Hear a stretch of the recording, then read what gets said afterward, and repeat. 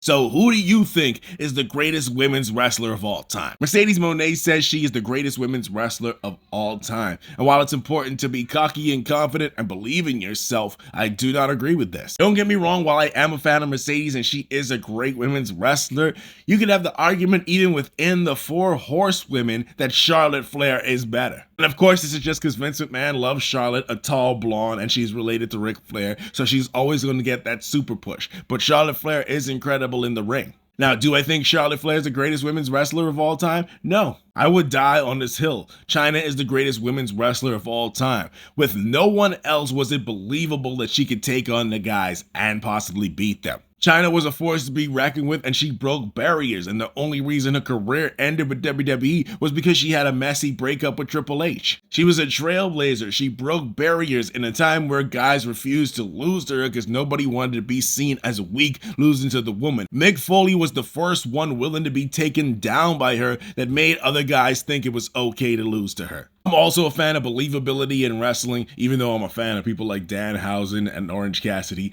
Small people like Liv Morgan cannot be able to beat big people like Nia Jax, because in real life, it's highly unlikely, rare that it will ever happen. While Chyna may not have been able to beat a guy in real life, it looked believable. And arguably, Rhea Ripley has that same look to wear, as she could possibly beat some of the men on the roster. So who do you think is the greatest women's wrestler of all time?